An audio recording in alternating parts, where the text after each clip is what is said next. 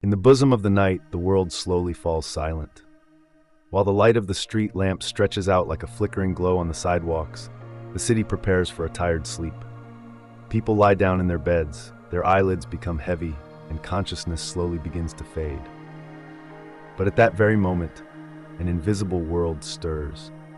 The mind, cleared of the noise of the day, opens a door to another world, and we pass the threshold of an experience that we have difficulty even naming: dream.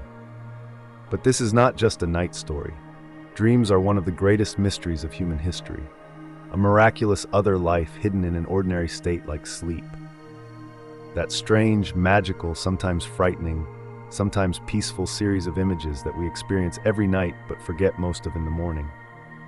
What is reality and what is a dream? The moments when we question this distinction the most are in dreams. This journey has always been an area of curiosity, not only for science, but also for philosophy, mysticism, and art. So how do we dream? Where does the mind bring these images? And most importantly, why do we dream?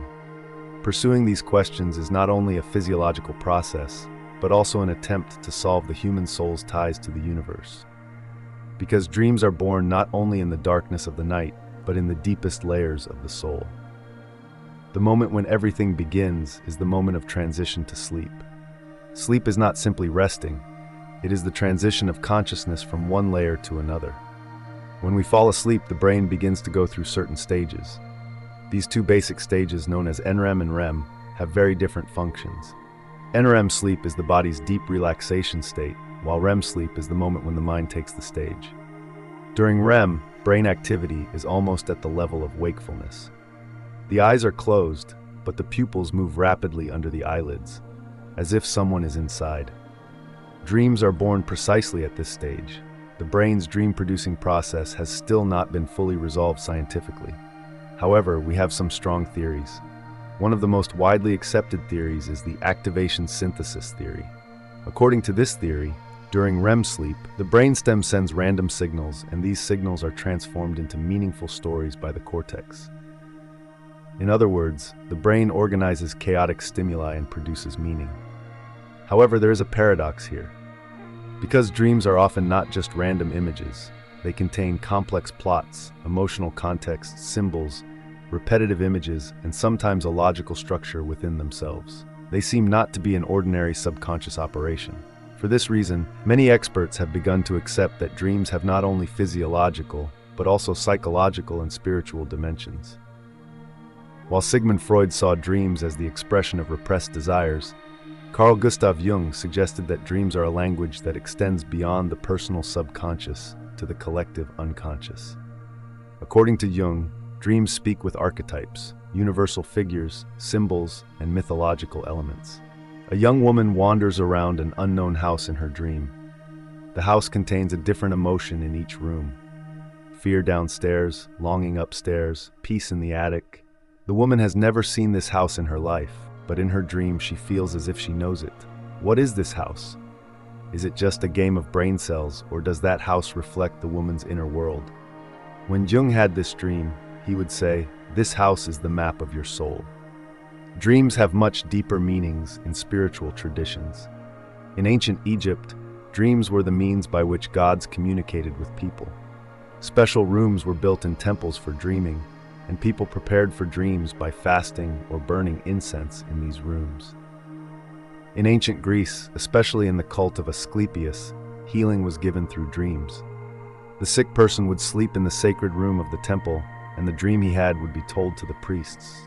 If the god Asclepius appeared in the dream, this was considered a sign that healing had begun.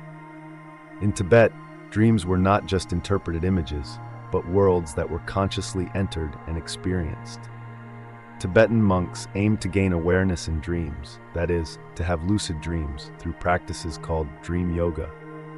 According to them, if someone who can control their consciousness while awake can achieve the same control in their dreams, they would be prepared for the intermediate dimensions they will encounter after death, or bardo.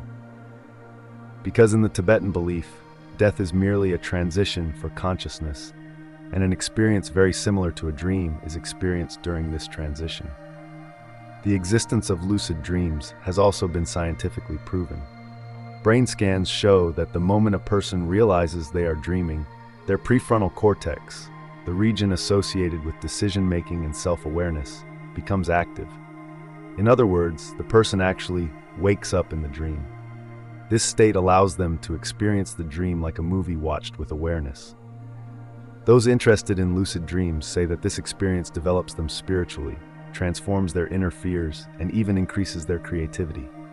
But dreams are not just individual. Sometimes, different people can have similar dreams on the same night.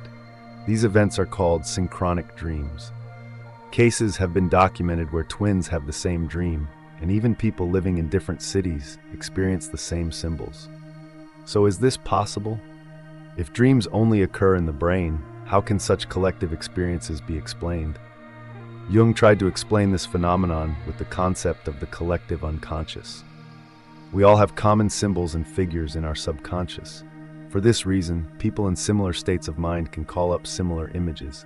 However, some spiritual traditions interpret this situation differently. The world of spirits is one. We enter that common area every night. This area is the memory of the universe. Sufis call this area Alami Misal. In Sufism, this realm is where spirits are before they take form. We return there in our dreams. There the past, the future, and the present are one. There is no time there. For this reason, we can see our childhood in a dream, as well as a moment we have not yet experienced. This is where the prophetic aspect of dreams comes into play. Seeing the future in dreams, it may seem strange, but there are many historical examples. Abraham Lincoln said that he saw his own funeral in the White House a few days before he was killed. French philosopher Descartes found his life-changing theory in his dream. In fact, it is often said that a dream is the source of scientific inventions, literary works, or great artistic creations. A dream is like a subconscious workshop, but this workshop sometimes works with ideas that come from beyond consciousness. Psychic experiences, connections to collective memory, or messages from the higher self, all of them can appear in a dream. For this reason, in some cultures, dreams carry not only personal but also social or sacred messages. A dream seen by a leader can affect the entire community. In ancient tribes, the dreamer was considered wise and consulted. But even the most personal dreams can sometimes be doors opening to universal questions.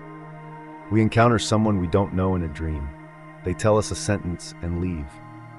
Years later, that sentence can be the key that changes our lives.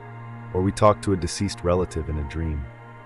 His voice, his touch are so real that our eyes are filled with tears when we wake up. Is this experience real, or is it just a fabrication of the mind? The most fascinating thing about dreams is that they convey not only images, but also emotions to us. In dreams, we are afraid, we fall in love, we long. In fact, some emotions are so strong that they can only be felt in dreams. The places, objects, and even the light of the dream are different. All of these may be mental simulations, yes, but perhaps we are experiencing reality on another plane there. And on this plane, sometimes we are not alone. In dreams, we feel an other, a watcher, a guide, sometimes a figure, accompanying us or watching us. Modern psychology defines such dream characters as reflections of the subconscious. However, in spiritual teachings, these beings are known as guiding spirits, higher selves, or protective beings. They are with us not only in our dreams, but also on our journey through life. Their appearance in dreams is the moment when they connect with us. Morning comes, the sun slowly rises, the birds sing, the city wakes up. But the dream is not completely over.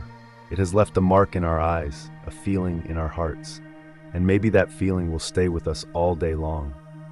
Even if we don't know why we had that dream, we feel that it has changed something in us. That's why dreams are both a scientific and spiritual miracle. They speak to us, sometimes in a whisper, sometimes in a scream, but always to awaken our consciousness from within. Because maybe dreams want to teach us this. What we call reality also has its limits. And every night we travel beyond these limits. Dreams, a bridge that extends from the depths of the mind to the infinity of the universe. And we cross that bridge every night, maybe without realizing it, maybe without remembering it. But every night we step into that world. And who knows, maybe one day we will choose not to wake up from that world. And as always, we have come to the end of an episode where we open the doors to the unseen world. Thanks for watching, and see you in the next mystery.